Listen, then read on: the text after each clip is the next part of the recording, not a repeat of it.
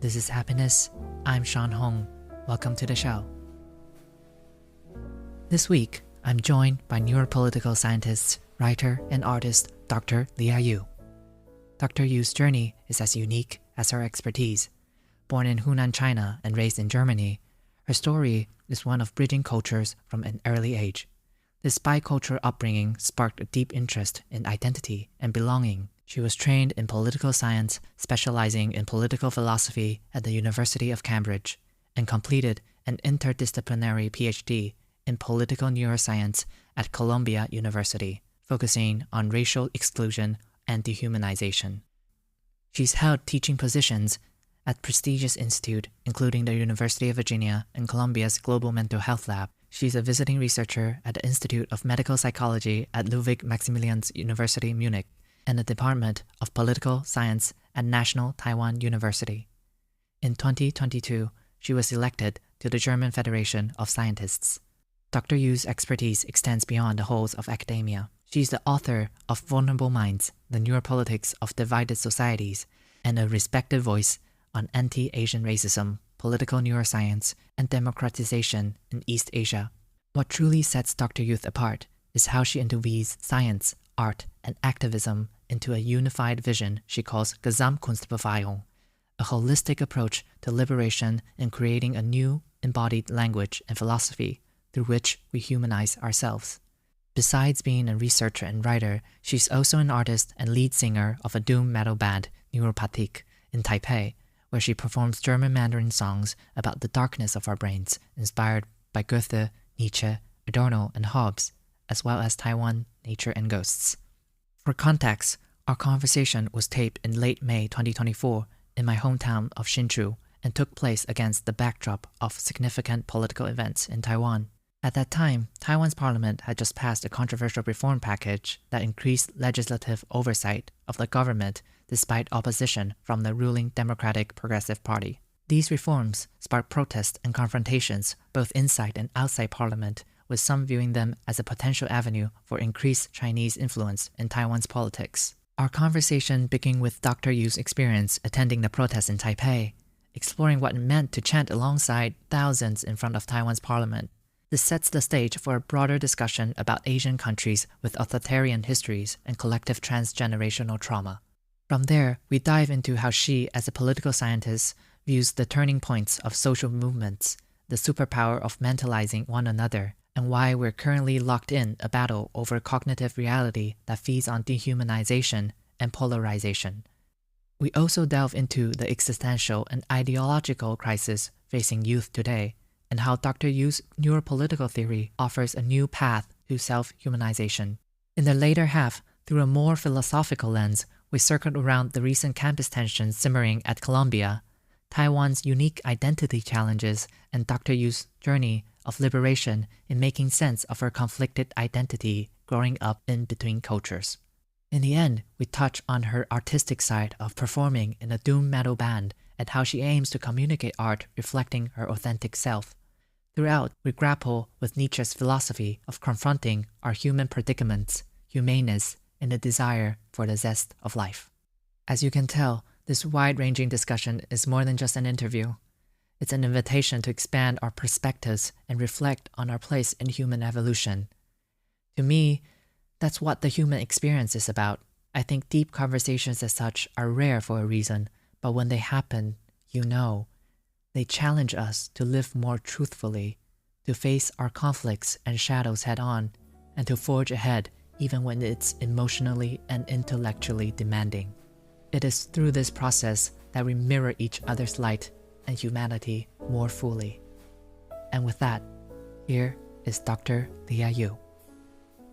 Testing. Okay. 1, 2, 3. Hello, Leah. Welcome.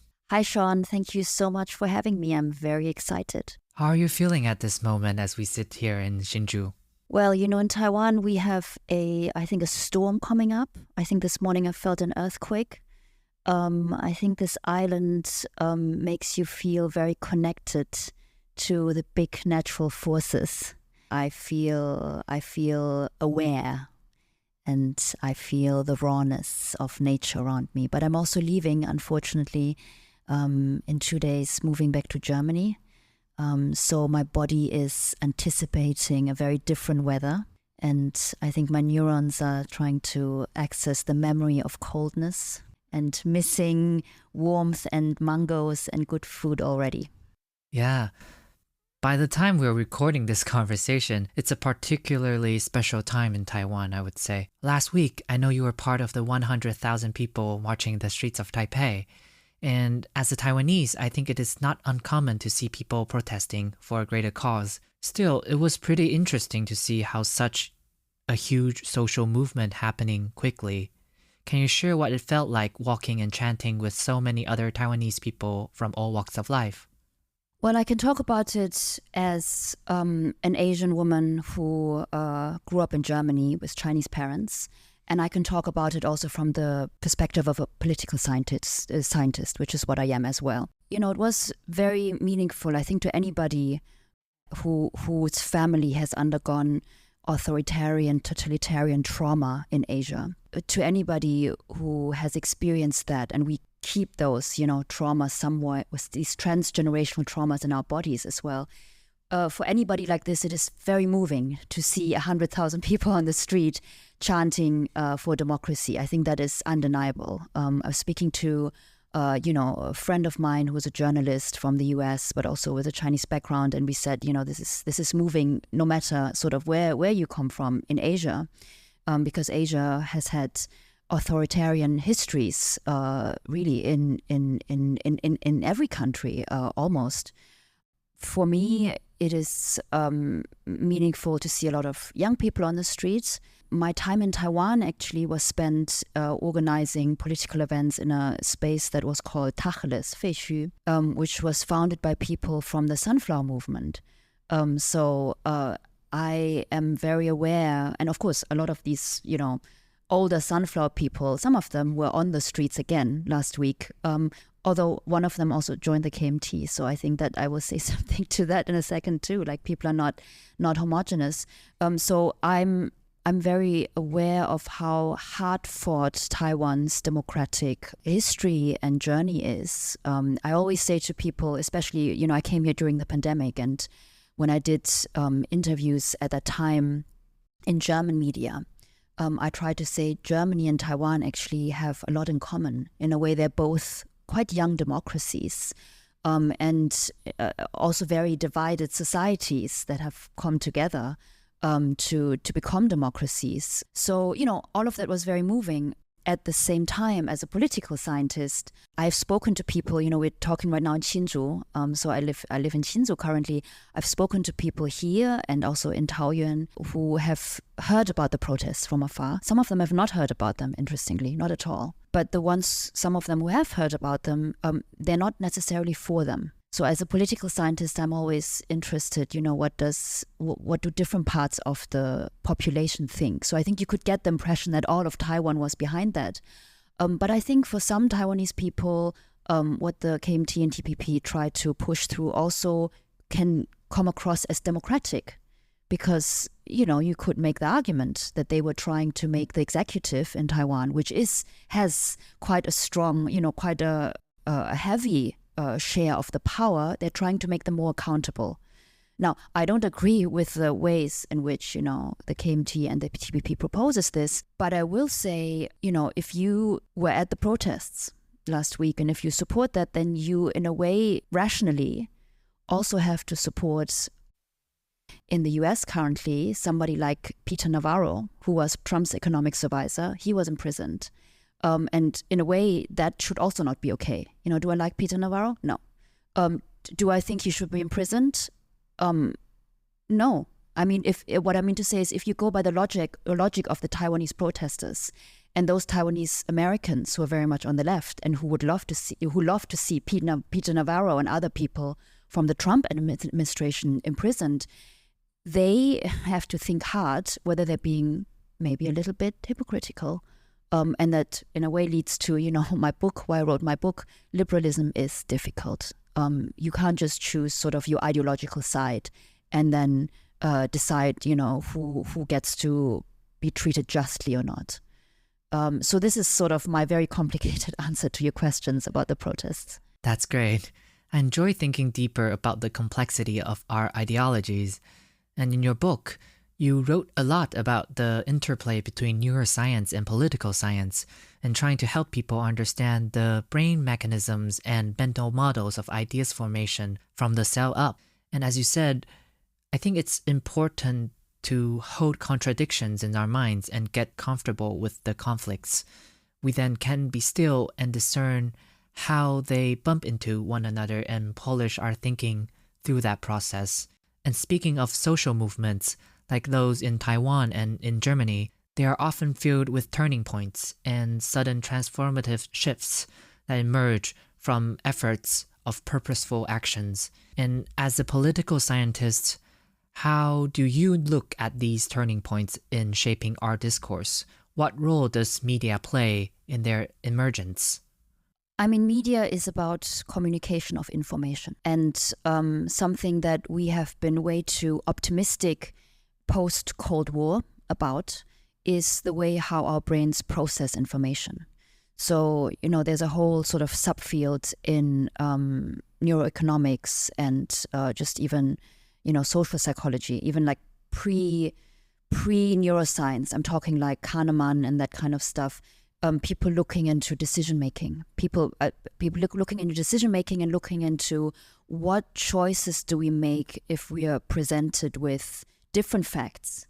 What choices do human beings make if they're presented with the truth? And the maddening thing is that often we might not choose the truth, and we might not even choose what is best for us. So our decision making is very biased.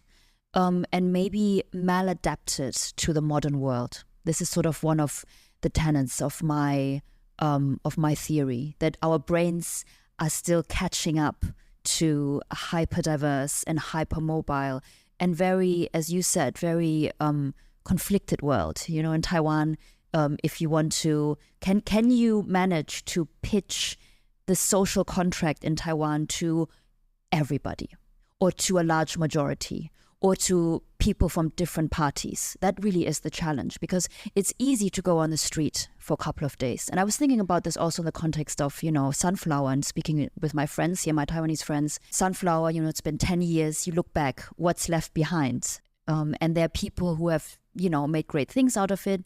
There's some people who have become corrupt. There's some people who have disappointed us. So I think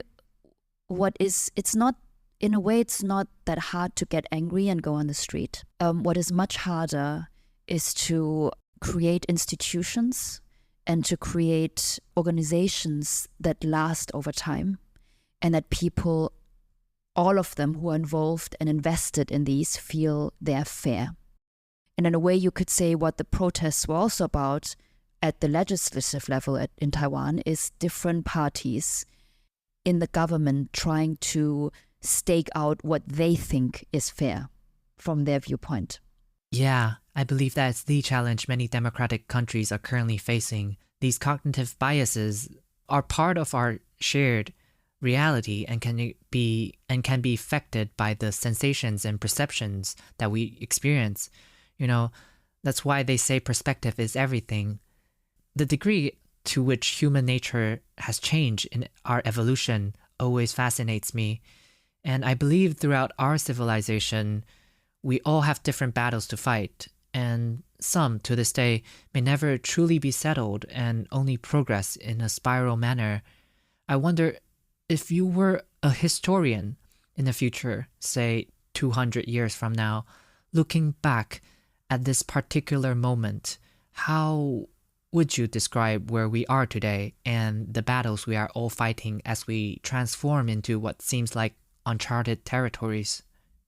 Well, first I would say, maybe to start with an optimistic note, I think human nature, how we call it, can change, but I think the change is very slow. I mean, as you are, well aware with your, ample biological background and with your experience with animals and evolution, Change does happen, but it happens slowly. And human history, on the other hand, our economic, our political history, we just spoke about Taiwan, we spoke about Germany. Historical change can happen very rapidly. You know, I mentioned China. The changes that, you know, just these three countries that I mentioned now have undergone politically, economically, from a viewpoint of industrialization. Germany industrialized comparatively very late. They've been mind-blowing. And this is why, you know, we have had all these famous social theorists from Marx to, Max Weber and so on in the 20th century who tried to make sense of this. So compare that to our, what I call, and, you know, social neuroscientists call our human social brains. We have very, very social brains, meaning our brains sort of were born to interact with other humans, but not other humans in a kind of big scale, you know, like Hsinchu would be seen as massive already, but in small groups. So evolutionarily, sort of where we are at now, our brains, is still sort of in that state of being very quick to decide who is in our in-group. We needed to very quickly decide who is friend, who is enemy. We needed to make rapid stereotypical judgments, meaning we needed to put people into categories very quickly to make life or death decisions. And we needed to have very strong bonds with our in-groups so that we could survive. Now, the social reality, the global reality that we face is that we actually need to cooperate with a wide range of people every day who are not in our in-group. You know, people who are not part of our cultural, ethnic, gender, sexual orientation, religious, even linguistic background. We have to, in order to sort of make it successfully in this kind of economy that we live in, and, you know, at the political level, etc., we need to be much more flexible and who we let into our in-group. And for that, that's what I argue in my book, Vulnerable Minds. For that, we need brains that need to be able to mentalize other people quickly. And what is mentalization? So mentalization is a concept that was studied actually in chimpanzees in the beginning. People wanted to look whether chimpanzees had something called a theory of mind. Yes. So basically, you're nodding already. So I'm so happy that you do, because usually people don't know about this. But of course, you with your background know. So yeah, I'm happy you do. You know, can I basically imagine what's happening in your mind? Can I imagine what are your dreams, your hopes, your thoughts? Not even at that complex level. Can I even just imagine, you know, do you want that banana? Or have you put that banana there? Something quite basic, because when people hear when I say mentalization, often people think, oh, you mean empathy. Empathy is I would say, you know, so since I'm German and we do everything by bread and cake, if this were cake, mentalizing is like the Kuchenboden, you know, the basis of the cake. And empathy is many, many layers of the cake. Like, you know, you get to the cherry sort of, and then you have empathy. Because empathy, and there's social neuroscience research on this as well, sort of what happens at the brain level during empathy. Empathy really means I can feel your pain and I want to make your pain go away. That's a very rich, very motivation-driven process. Whereas mentalizing is something that children develop latest by the age of 4. So it's fascinating. Cultural psychologists have studied this across cultures. They've even studied hunter-gatherer tribes, the Baka people, and they also do mentalizing. So I'm able to think, you know, what is somebody else in my tribe thinking and so on. And then mentalizing had sort of a third research wave, and that was pushed by people at UCL, Uta and Chris Frith, and at University of Cambridge, my alma mater, Simon Baron-Cohen. They looked into the link between mentalizing and autism. And they found that people on the autism spectrum struggle with mentalizing. So if you have any people in your life, any friends on the autistic spectrum, which I do have a lot, some you do too. I have a lot of friends who are on the spectrum, you might notice that they find it, they will say things that might come across as rude. They don't mean to hurt you.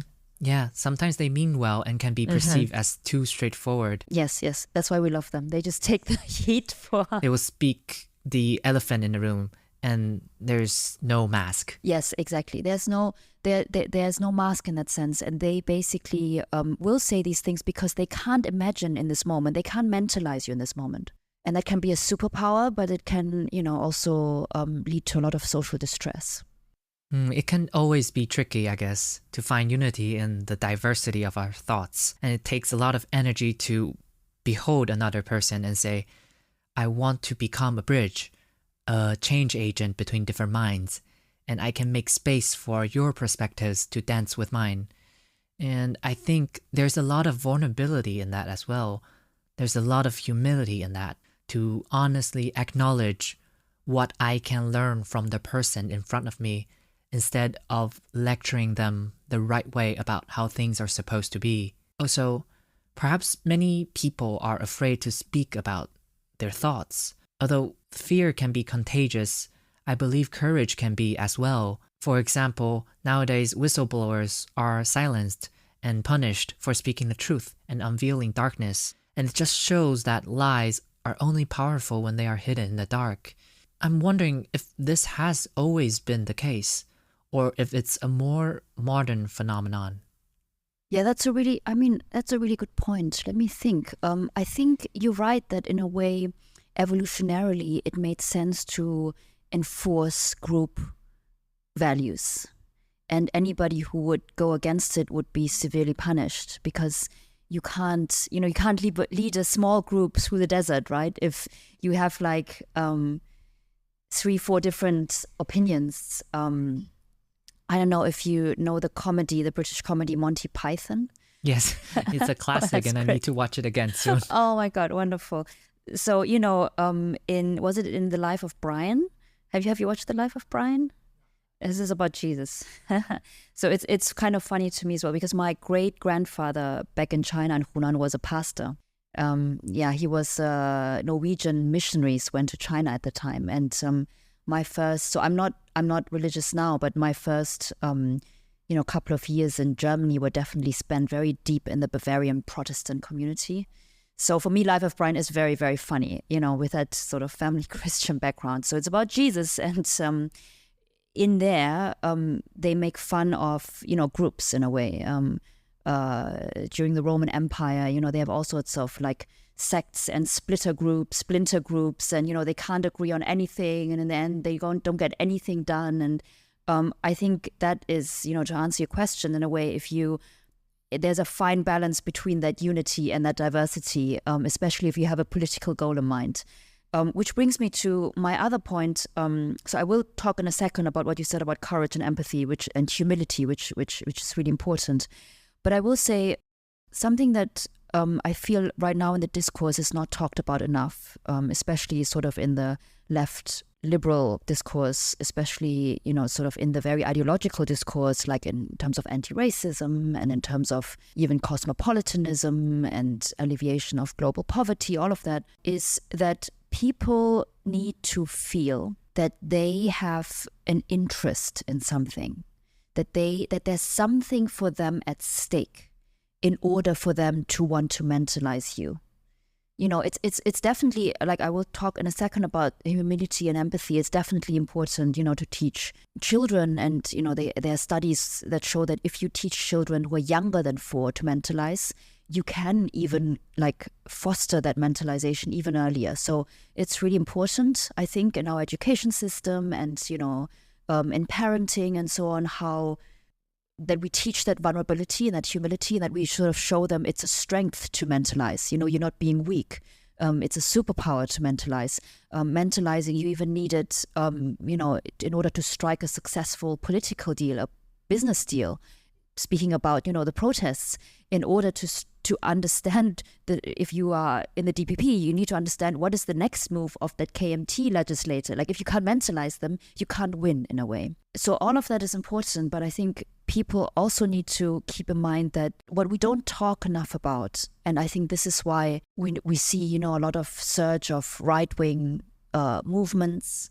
I'm going back to Germany and I am afraid of what is awaiting me. The German right-wing AfD party, I think the new statistics showed that amongst young people, I think 19 to, I forgot the exact age bracket, it starts with 19 to something in their 20s, the support for AfD, the right-wing party, is 20% amongst young people.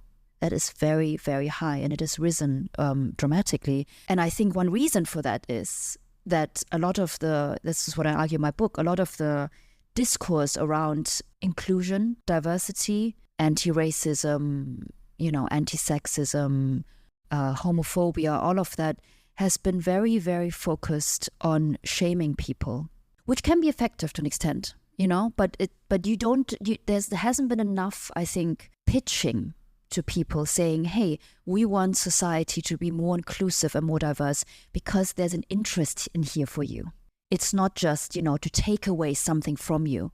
Because we know, again, from, I just mentioned, Kahneman, prospect theory, we know that people are really sensitive, their brains, when they feel something is being taken away from them. So, how can we pitch this in a way where we don't just say, okay, if you don't agree with me immediately and you happen to be white, you're racist. That's very alienating.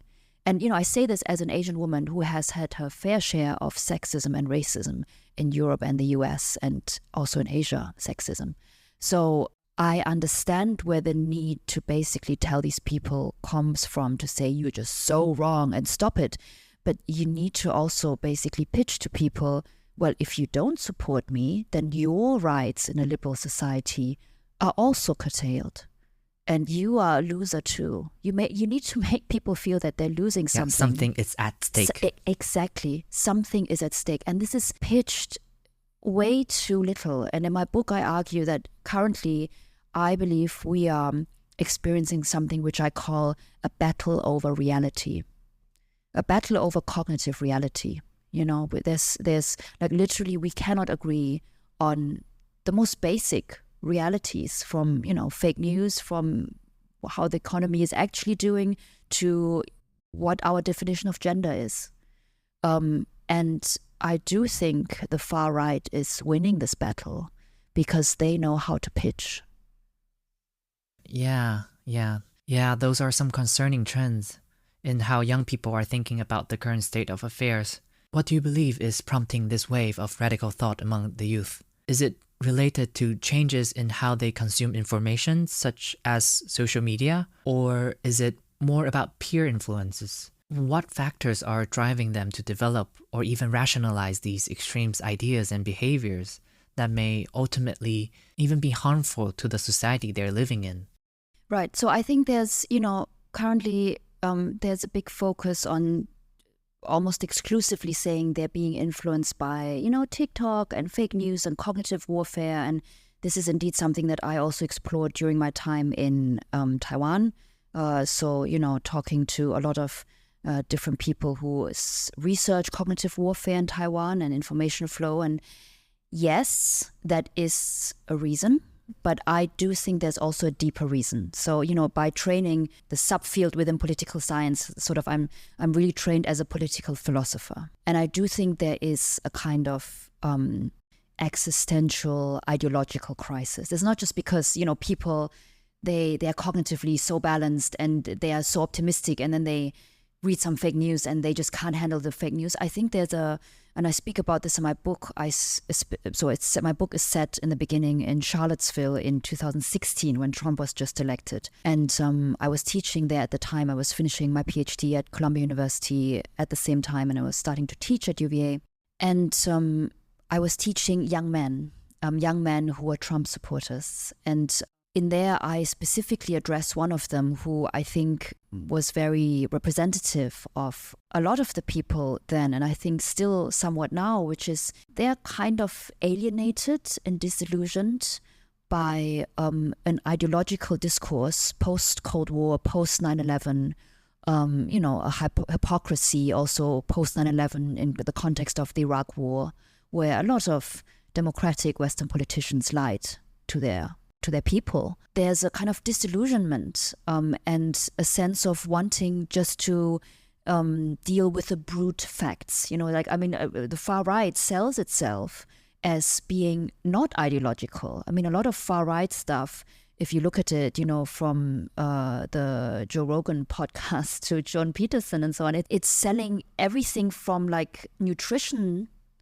to, how to get a mate, to your political views. And I think they are very good at going back to this battle of reality to tell people, you've been told all this ideology, this sort of liberal, values-based shaming you, as a white, hetero male ideology. Like, I'm telling you something now where you can actually be humanized. I'm telling you something from the biological level up where you can understand something about yourself, where you can feel more humanized. And so the core argument of my book and my neuropolitical theory for our time, which to me, I try to create a neuropolitical theory, a new social contract for the 21st century, for our time, that is so polarized and yet at the same time ideologically fraught, to give these people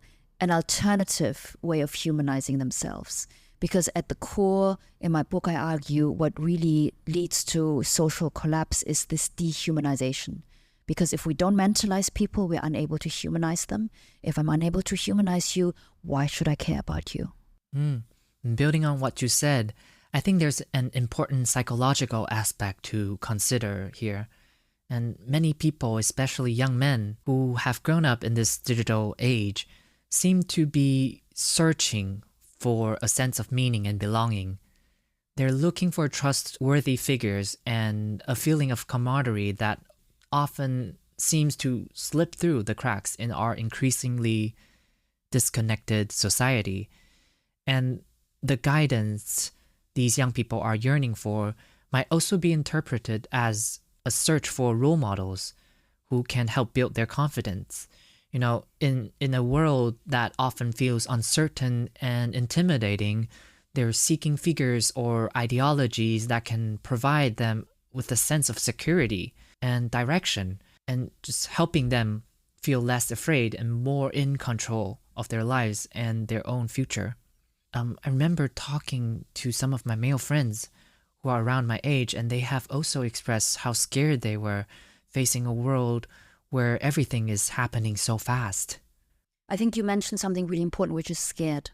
So something that distinguishes my theory from, the far right is fear. The far right might even get one or two things right, about our biological predicaments, in the sense of, okay, were we supposed to mate in a certain way? Were we supposed to, define our gender in a certain way? Yeah, maybe, but I'm a free human being post-Enlightenment and I can choose who I want to be.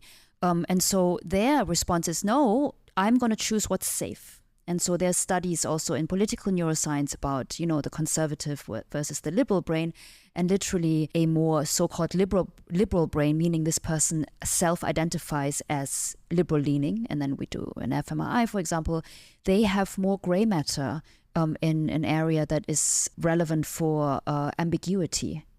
So they're very much pitching, of course, the far right themselves to people who cannot handle ambiguity that well, who cannot handle uncertainty. And our world is certainly very uncertain, from so many viewpoints, ecological, economic, but also our liberalism, a liberal society, is built on uncertainty. It's about embracing that uncertainty. It's about also embracing the uncertainty of our biological future, which we should be able to shape to an extent. I think to me in there lies the hope. And to me in there also lies the hope, that's why I wrote about these young white men in my book, not because, I particularly, favor them, of course not. But I've always thought I need to do what's least convenient for me cognitively. it's cognitively much more convenient to me to talk about, radical Asian feminists, like my people. But politically, in a way, they're not interesting because they're not the ones who are destabilizing the order for me. So we need to understand what happens in the minds of our opponents. And so that's why I wanted to understand them. And I think there's something hopeful also about somebody who actually does want to understand. So, in order not to villainize them fully, okay, they want to, watch like a far-right podcast on, I don't know, what is gender or whatever. And, they want to go down that fear route. But to me, maybe there is a tiny crack where the light comes in, which is that they're asking the question at all, who am I in this biological history? And maybe we can catch them before they make, before they draw conclusions just based on fear and conservatism. And tying back to the vision of what you called Gesamtkunstbefreiung, the holistic approach to humanization and liberation, you once said the endpoint is an aesthetic one, creating a desire to live from within our bodily existence from the brain cell up, despite the darker political truth of our vulnerable brains. And your life's work seems to be deeply connected to realizing this vision. And I'd love to learn how might someone like myself or other young people of my generation can effectively communicate and convey this mindset to those around us. And how can we help others, at the very least, open up to these possibilities? This concept of Gesamtkunstbefreiung, which is, as you might not be surprised, a German term that I made up. The first part is actually not made up. It comes from Richard Wagner, the German composer, who has a very conflicted history and who I feel very ambiguous towards. He was sort of the founder of opera, and you could say even of like large-scale entertainment. At the same time, he was well received by the Nazis. He was an anti-Semite, Wagner, very problematic figure.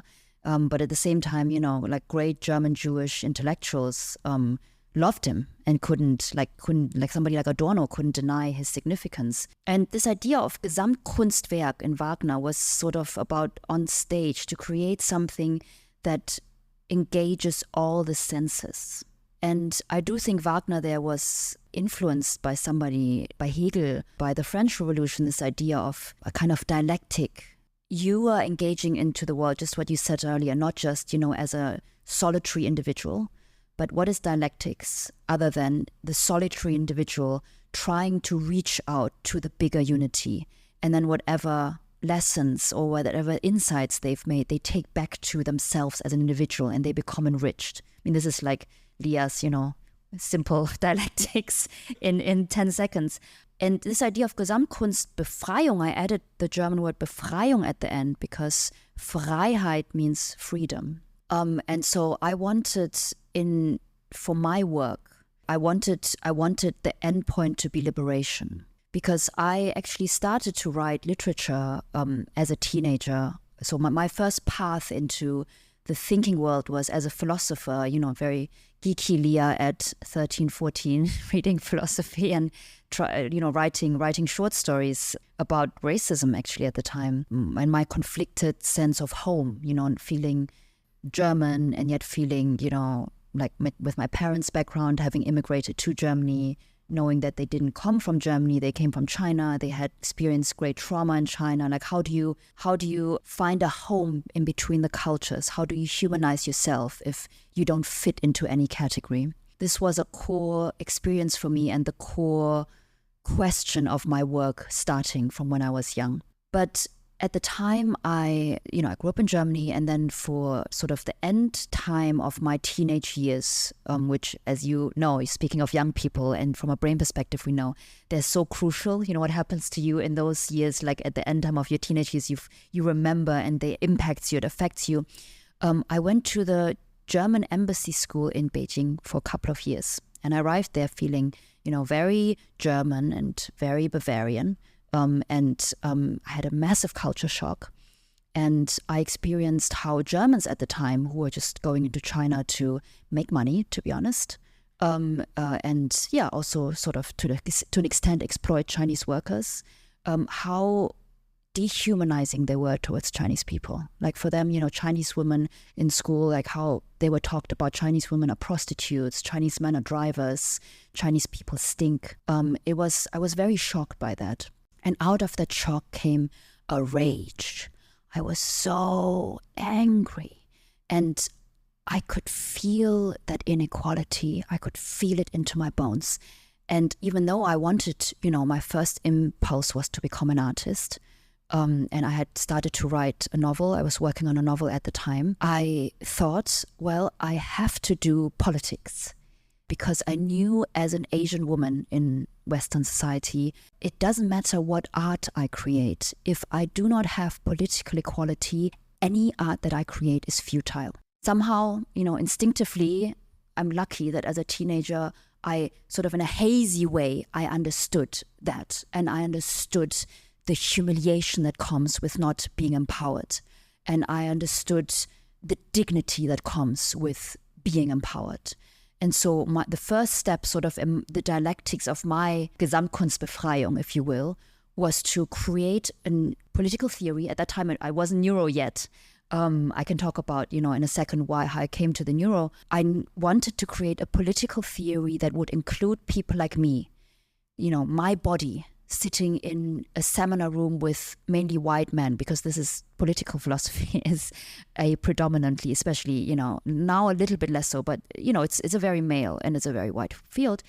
I wanted to be included from my body up, not just as a kind of appendix, as in sort of the Asian minority appendix. I wanted to be included in a theory from my biological existence up. And I knew that there was something in me, and all that anger that I had and all that hurt that I had, I knew that there was something in me that was just the same as the other people, even though they made me feel that I was so not human to them. I wanted to sort of fight for that. And so I've done that now. I've written my book. And for me, the next step, because I don't just see myself as an Berufsdenker, as Hannah Arendt used to say, as an academic who sits in the office from 9 to 5, I see myself sort of in that larger evolutionary history, and I see the fragility also of my biography. How many sort of Chinese, German women are there who had a life that I had? So I need to speak for all of those who cannot. And I need to sort of, the art that I make now as the next dialectic step, the pieces that I'm writing right now, including 2 pieces set in Taiwan, they are part of this liberation and of achieving that full humanization. Yeah, I think the path of finding that liberation for people who may not have the chance, I think, must have come with a lot of responsibility too. Do you think Taiwan is a place where people with similar aspiration can thrive? Are there places or communities where they can feel more comfortable or safe in sharing this part of their vision? If you look at my vision, it's in a way trying to create its own institute. So this is one of the things that I'm planning to do going to Germany, to potentially, start a new foundation at the intersection of neuroscience, politics, and art. It relates to Taiwan in that Taiwan is in a very peculiar situation. Taiwan's identity, right? Taiwan is unfortunately not recognized in, more and more so, but still at many international levels, Taiwan is not recognized. So I think Taiwanese people also struggle with this battle over reality. Who are we, and who are Taiwanese people, and who gets to define who is Taiwanese? That can sometimes, I think, appear as disheartening. Sometimes you can feel this is just overwhelming. That's very overwhelming. And I'm not even talking about the international recognition of Taiwan, even within Taiwan. I mean, you have, going back again to the protests, you have literally, 2 big parties who have a very different definition of what it means to be Taiwanese, even a very different definition of the last 80 years of history. That's why I say, there are actually many parallels to Germany. And so it can be overwhelming, but I think it can also be an opportunity. Because if, so many people have conflicting definitions trying to tell you who you are, or if there's a vacuum sort of internationally, what is Taiwan? But like even before the pandemic, a lot of people, thought Taiwan was Thailand, and, there was less recognition. In that vacuum and in that confusion, in a way, you could say you have a possibility to define yourself even more freely. I don't know if Taiwan is going down this route. I hope so. In my research, I know that nationalism and in-group thinking is necessary to an extent to create a national identity, but it can also lead to exclusion towards other groups. Like when you say Taiyu, are you excluding, because you want to create an identity around Taiyu, are you excluding people who speak Hakka, people who speak different Aboriginal languages? Is Taiwan really open enough to Indian migrant workers or Southeast Asian migrant workers? Could a Taiwanese person see an Indian migrant worker who lives here for 15 years as Taiwanese eventually? Like, all of these are tough questions that require our brains to really shift who we see in our in-group. And I think, I'm sorry I'm giving you a very philosophical answer, because I think that is necessary. I think Taiwan, actually, in my 4 years, I would say what Taiwan is lacking at some levels, at different levels. I've been in the art circles, I've been in the academic circles, I've been in the activist circles, I've been in, the metal world. So sometimes it lacks a kind of moment just to have that philosophical stillness. Taiwanese people, I don't want to speak for everyone, but Taiwanese people, I think a little bit the stereotype maybe is that they are very easily swayed either way, That's why you have so much Zapian here. Actually, one of my dear friends at NTU Political Science, Professor Chen, also political philosopher, he really is fascinated by Taiwanese sects and religions and 邪教, because he's had a couple of students who just he lost them to some sect that then disbanded, a couple of years later. So, how, from like a kind of German Enlightenment viewpoint, I want to ask sort of how enlightened, are Taiwanese people in terms of their sense of self and rationality. After the break, we'll be back with Dr. Lia Yu.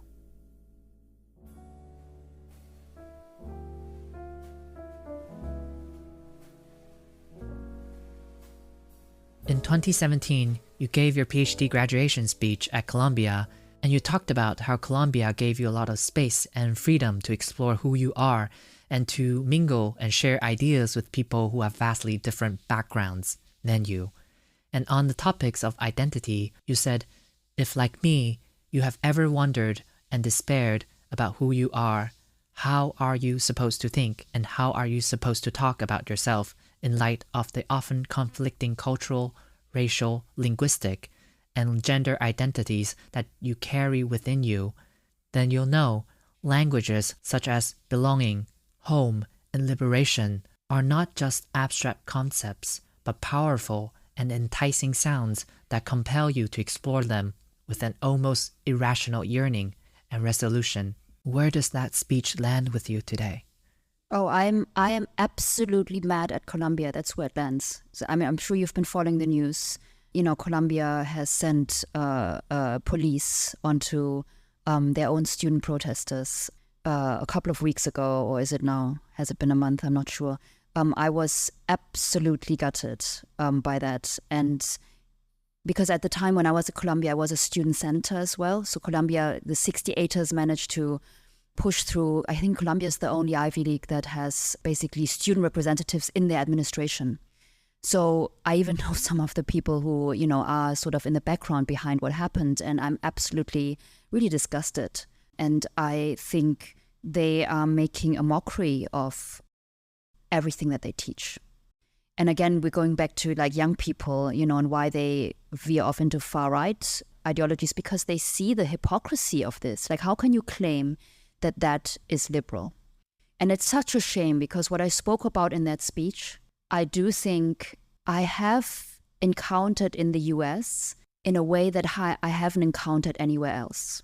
And I was in the US during the Obama and the Trump administration. And I know that in Europe, the Europeans, they're very arrogant, the Germans, the French, they're like, oh, these bad Americans, and we have it so much better. And look, in the US, you don't have equality. There's so much racism, and you have Trump. And to be honest, I'm not the only one. In the US, in many ways, especially at that sort of university level, I felt much more included as, somebody like looking Asian with my strange German British accent, like people don't ask questions, and what counts is you.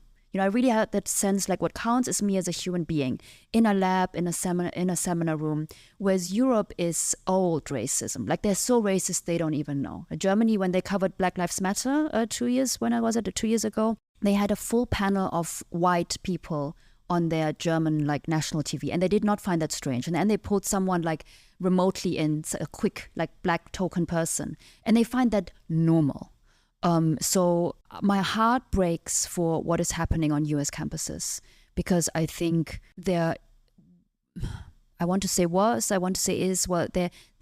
is maybe still a chance that those are one of the few places where people from many, many different backgrounds can come together to explore what is humanity, from the science, from the humanistic level. And it is very precious, and it is unfortunate that this went this way. And I do think that my book is very much also a kind of counter argument to a certain kind of wokeism and identity politics, which I think has not helped the causes that I, feel so passionate about, which is inclusion, which is anti-racism, which is homophobia, which is feminism. The certain discourse has not helped. And I do think that sort of the discourse after I gave that speech, that kind of started, and the discourse was very much around, I do not feel safe. So for example, in the very like controversial transgender debate, this was something that came up a lot. I don't feel safe. This is why that and that person shouldn't be there. And I totally get where, like, for example, in this case, trans people as a minority and as a minority that's very vulnerable and often attacked comes from. But if you basically say, I don't feel safe, and because I don't feel safe, you have no right to be here, then one day somebody will use this argument, maybe not in your favor. And indeed, at Columbia, the reason why they sent the police on the students, the reason was they said, well, our Jewish faculty and students do not feel safe.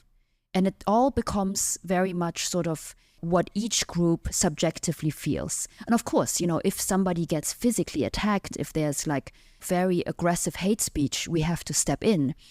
But liberalism, going back to our brains again, is not built on our brains feeling safe. Which is why I say in my book, the liberal brain is one of the biggest cognitive challenges that we have to face. And the liberal brain is one of the biggest sort of cognitive lifelong projects that we have to uphold. I can't just decide one day I'm a liberal and then my brain goes that way. Every day I have to struggle against, I don't know if that's, I didn't mean to give such a like dreary response to my speech. What's interesting, just one more point about the speech in Asia. At the time, they didn't do it in the end because it was too sensitive, but at the time in China, some activists for ethnic minority activists, they liked the speech a lot. And they felt that just the passage that you read would speak to, ethnic minorities, and they wanted to publish it in translation because of that. And this is something I wanted to say sort of in the context of Asia, and going back again to your question, what can Taiwanese people do? In my 4 years in Asia, coming back sort of as a second-gen Asian German, I do realize again how conservative Asian culture, and I mean across, Chinese, Japanese, Korean, how conservative it is, how patriarchal it is. Like the projects that I did in Taipei at Treasure Hill Artist Village, like I didn't plan to do that, but I did an anti-patriarchal, performance art project because I felt it in my body as a woman. And so I think given that, what Taiwanese people can do, instead of saying, okay, what it means to be Taiwanese is, just to speak Taiyu and sort of to dislike anything that doesn't sound Taiwanese enough. Because to be honest with you, in my 4 years, I have also experienced, I've experienced so much welcoming and openness, but I've also experienced people who don't like my background. The moment they hear I have some kind of Chinese background, even though, my mother tongue is German, I don't have I'm second gen, or they hear my accent, which is influenced by my parents speaking Hunanese to me back in Germany when I was young, people 有点反感, they're a little bit like, oh, where does this come from? And I understand, I get why, but you know, as a neuropolitical thinker, I also do wonder, how open are people's brains? Like, how open do people keep their brains once they become nationalistic? Because they hear my accent and they think I'm a certain kind of Chinese person, but I'm not. So I think for Taiwanese people, there might also be a amazing opportunity here to break out of this conservative Asian culture. You know, and Taiwan is the only country in Asia that legalized same-sex marriage. Just now I saw the news that 2 transgender people could get their gender changed on their ID cards. That is huge. And in a way, to me, that is Taiwan's identity too. You know, can Taiwan just be the most humanizing, open, like, let's look at our, you know, very diverse and crazy history and all the different people that we have on this island and just, you know, be as free as we can be. Can Taiwan actually be that? This is the Taiwan that I would love to see, and not one where, you know, a certain in-group becomes just very dominant. I would love to explore more about the creative and artistic side of you. There's a powerful quote from Toni Cade Bambara that says, "The role of the artist is to make the revolution irresistible." And I think we can both agree on how powerful art can be in moving people to do good and be good. However, artistic expressions often requires vulnerability, with artists sometimes having to leave their comfort zone, both physically and emotionally, to convey ideas that transcend language. And in light of this, how do you view your artistic pursuits as forms of resistance and activism? How does it feel to embody that spirit of irresistible revolution through your art and use your creative work as a means to find and express a more humanizing narrative that grapples with your own personal history and identity? That's a great question. At one point when I was when I was despairing in my academic career, actually, I hadn't finished my PhD yet, and one of my advisors, who was my social neuroscience advisor, Lizanna Harris, who is at UCL now, he did his PhD in Princeton with Susan Fiske, famous social neuroscientist.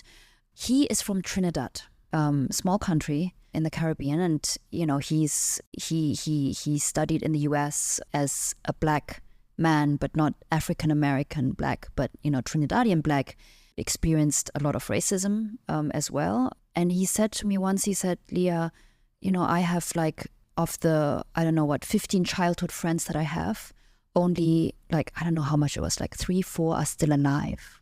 And, you know, this is to like various reasons where he came from in Trinidad and their social conditions and political conditions. And he said, and I don't know, sometimes we despair as minorities in areas, in that case, you know, academia and our fields that were definitely not Asian or Trinidadian dominated. And he says, sometimes I think it's meaningful just to be here, you know, so for him to have survived and just to be, you know, now he's a famous social neuroscientist having his own lab and so on, but just for him to do that and to be there with his body is an act of rebellion. Now, when it comes to the art, going back to the Gesamtkunstbefreiung, and you did ask me earlier, what is in there for young people? Why do I do it? I think art is slightly different from politics in that art has to be true and art has to be free. And I think going also back to our biological fate and our cultural fate, you know, there's so much, say, restriction and oppression around sort of our evolutionary preconditions, around the patriarchal societies that we are born into, around, you know, our parents and all these, like the cultural baggage that is put upon us as we grow up. And for me, it's a liberation. It's how sort of to climb out of, you know, the cracks that you have to rip open yourself and to sort of move your body, which is why, you know, part of my performance artwork and my, I have a metal band in Taipei called Neuropathic, is also I dance a lot in there because my body is connected to what I think, and my body is connected to this Befreiung, to this liberation. And I put it quite simply, what is art for? You know, to me, it's a kind of aesthetic, the end point is an aesthetic creation of desire. it's a kind of eroticism towards existence. Because let's face it, people like you and me who think a lot and overthink and so on, there are many times when we are despairing and we think, why go on? There's so much struggle. And especially if you understand all the political and the social inequalities, you think, like, how can one person solve this, right? Like going back to responsibility. And to be honest, sometimes, like people who think a lot, they also deal with depression. They deal with feeling isolated, and you think, why go on? Why do anything at all? And so to me, this Gesamtkunstbefreiung, or this aesthetic that I'm trying to create in my art, and this art as a kind of resistance, is to create this desire towards my own creative existence. And I don't mean towards myself. It's not a solipsism, it's not just egotistically like, how hot do I find Leah? Yeah, or my own there's existence. also an aspect of surrender and serving others. Yes, exactly. It's about communication. It's about, as you do this, you inevitably communicate to people. And I've always had people come up to me in the beginning, as I said, as a teenager, when I wrote short stories and literature, who come after they read it, they come and say, I've had a similar story, and I really could connect with your story. And I'm often surprised because that person doesn't seem to me like as if they could connect with me at all. They have a very different biography. And that's sort of the beauty of it, is that if you create art that is truthful and free and sort of your most authentic human self, other people will somehow find you. And speaking of your metal rock band, I know that you just had your farewell concert recently. Yes, at Revolver, yeah. And I've seen videos of your incredible performances online. It was a pity I didn't get to see you live. I would have loved to give you the metal sign, Sean. Yeah, I was blown away just by watching the clips online. And there was really a sense of freedom and aliveness that you radiate. And I know people in that room can feel that energy and enjoy being engulfed in that adrenaline rush. Well, they said to me afterwards, like, 我觉得在台湾还是比较少见到. And I said, yeah, that's because I'm not Taiwanese. Is the metal scene more accepted in Berlin? Well, no, I mean, so the thing is, so just to talk briefly about the Taiwan metal world. The Taiwan does have a metal subculture, okay? And I've been to many concerts. They're technically very good. They're also all female metal bands. But I think, because maybe what's a bit different with what we do is I write the song text myself, the lyrics. It's sort of a mix between, I haven't mentioned Hobbes yet, my favorite political philosopher, but, it's based on Hobbes. It's based on sort of the darkness of our brains. It's based on Nietzsche a lot. So all of that, I think we've been circling in this conversation, I feel, a lot around Nietzsche. And so let me mention him. So, Nietzsche, I think, tried to make modern man face the darkness of their biology and their predicament. And there is a darkness to our brains too. Our brains are very quick to exclude. Sort of in human evolutionary history, it's brutal. I always say culture is cruel. Like any kind of culture has to have an element of cruelty because they need to enforce certain structures. Living in a small group and having to do what your group wants you to do for survival is cruel. And so Nietzsche sort of tried to say, well, despite all of sort of the liberal democratic values of saying that we can all just, be peaceful together and so on, there might be a darker element. And to me, in the lyrics that I write, including, I wrote one about Guiyue. And, Taiwan, I think, embraces in Taiwan's culture some of that darkness. So I think it's important to have a space in art, maybe not in politics, but a space in art where you look at that darkness. And I think maybe Taiwanese culture, Japanese culture, maybe Japanese culture post-war is not, where's the place for that, because even in the punitive system in Taiwan with the death penalty and, parents punishing their children, as you say, like it's moral, right? You've got to be a good person, but there's no gray zone really and good or bad. Or once you've done something bad, you are bad. But is it possible that you can do something bad but you're not bad or you didn't mean to be bad, right? I love how you brought up Nietzsche. And as we get closer to the end, I really would love to touch upon the topic of humanist. I believe the importance of reimagining what humanist is and what it could be is important as we collectively move forward. Just now, I remember I have a passage of Nietzsche's idea of humanus in my notebook. Wow. Oh my God. I'm so impressed. You just whipped that out. Yes. Wow. Yeah. Because before this conversation, we didn't know that we were Nietzsche buddies. Because I write a lot when I'm alone, as you can see. Okay, this is a passage from Nietzsche's The Gay Science, passage number 337, titled The Humanus of the Future. It's quite long, so bear with me. When I contemplate the present age with the eyes of some remote age, I can find nothing more remarkable in present-day humanity than its distinctive virtue and disease which goes by the name of the historical sense. This is the beginning of something altogether new and strange in history. If this seed should be given a few centuries and more, it might ultimately become a marvelous growth with an equally marvelous scent that might make our earth more agreeable to live on. We of the present day are only just beginning to form the chain of a very powerful future feeling. Link for link, we hardly know what we are doing. It almost seems to us if it were not a matter of a new feeling, but rather a decrease in all old feelings. The historical sense is still so poor and cold, and many people are attacked by it, as by a frost, and made still poorer and colder. To others, it appears as a sign of steadily approaching old age, and they see our planet as a melancholy invalid who wants to forget his present condition and therefore writes the history of his youth. This is actually the color of this new feeling. Anyone who manages to experience the history of humanity as a whole as his own history will feel an enormously generalized way all the grief of an invalid who thinks of health, of an old man who thinks of the dreams of his youth, of a lover deprived of his beloved, of the martyr whose ideal is perishing, of the hero on the evening after a battle that has nothing but brought him wounds and the loss of his friends.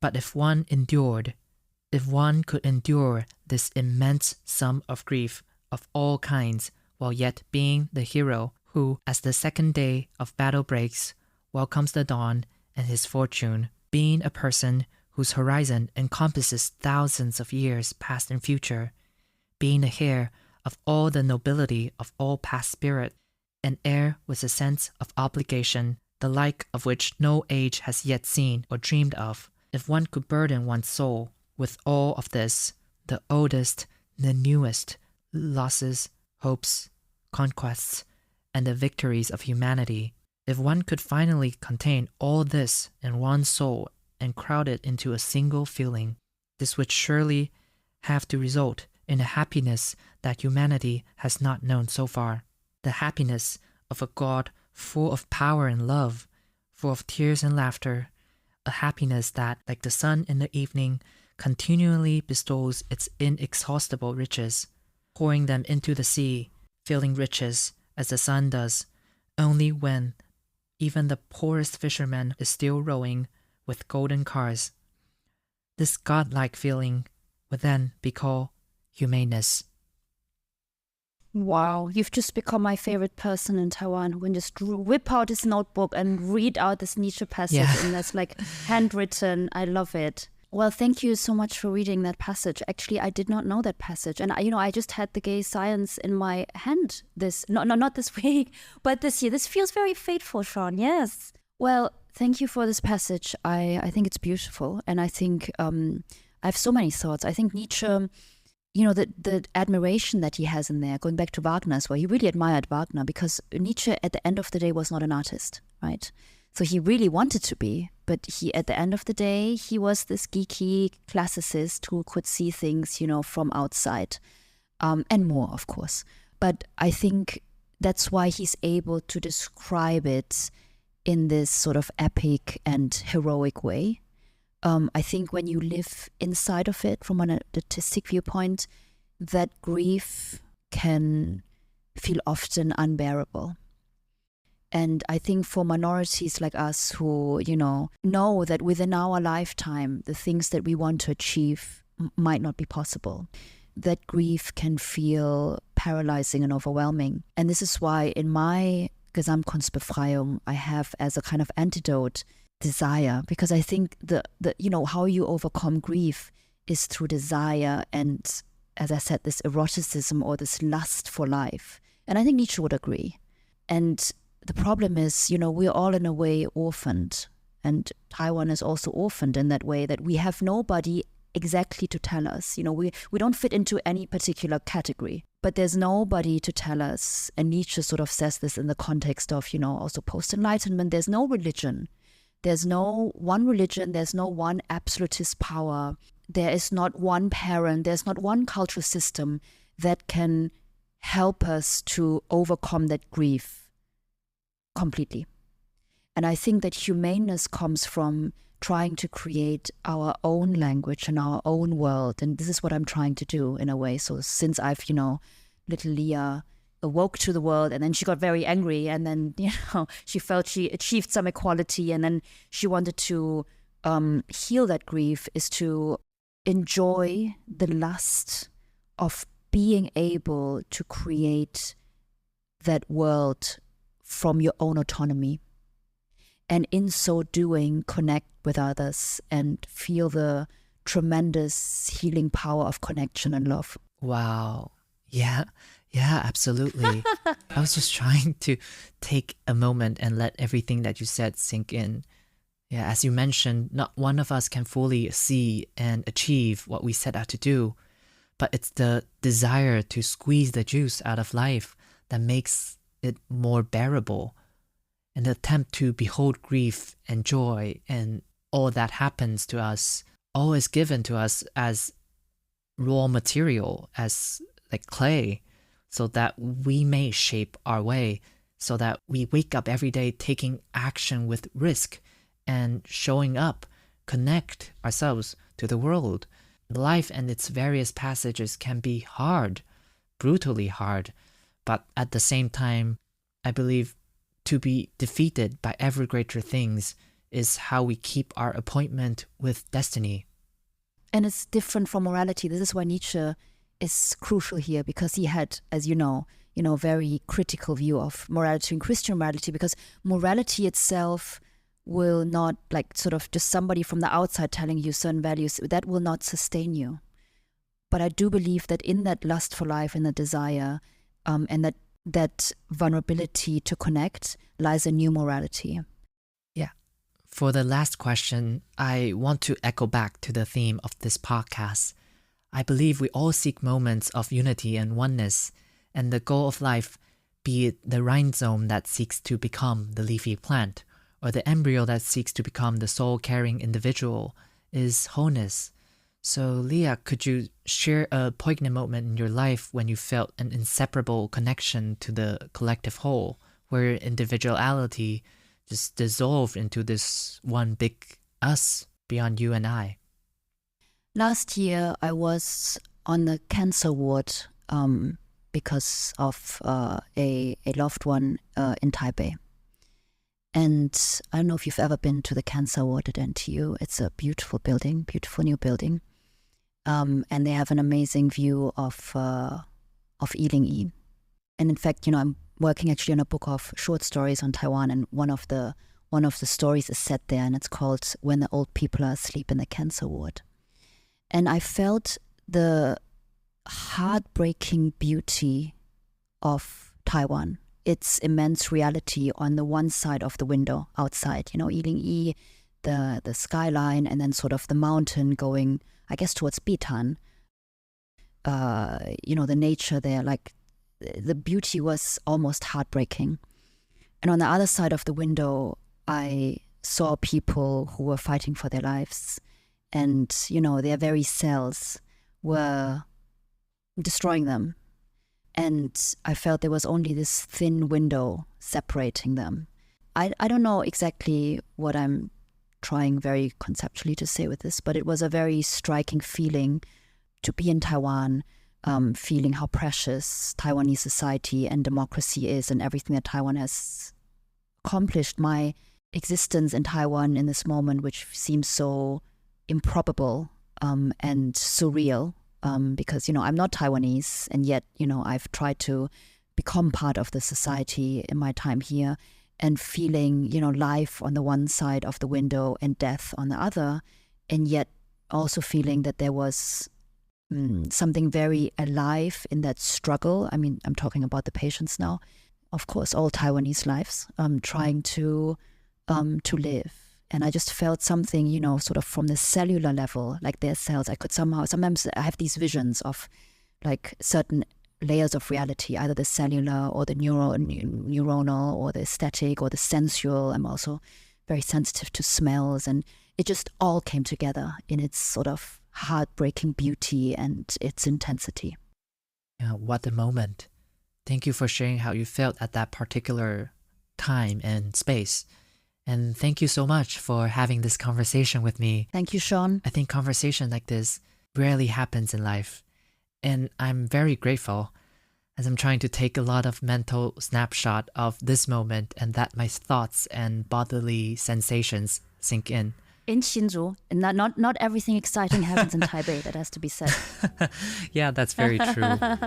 I hope we get to meet again in person someday. Absolutely. In Berlin, perhaps. Yes, that's going to happen. And I wish you a wonderful journey back. Thank you so much, Sean. And I wish you all the best for the podcast. And that's the show. I want to give a special thanks to Kay Lam for beautiful original portraits, Sweet Xiao for communications, and, of course, my wonderful guest, a true rock star, Dr. Leah Yu. I also want to take this opportunity to congratulate Dr. Yu on being nominated by the brand new Bundestag for the 2024 Progressive Voices in Science.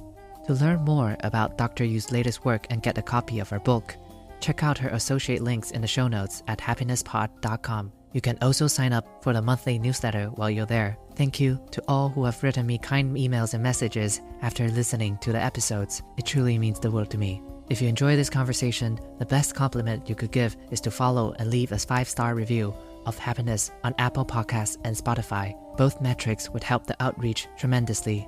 On both podcast platforms and on YouTube, you can listen to my previous conversations with Pat Bunitipat, who directed the biggest film of 2024 in Thailand, How to Make Millions Before Grandma Dies, and more. To stay in touch, follow Happiness on Twitter and Instagram at HappinessPod, and share the episode with a friend online or offline. Whatever you do, all of it helps me continue making this podcast. I'm Sean Hong. Thank you for listening to Happiness. I'll see you soon with another episode. We need peace and love more than ever, and I hope we can all keep spreading them. Till next time, Godspeed.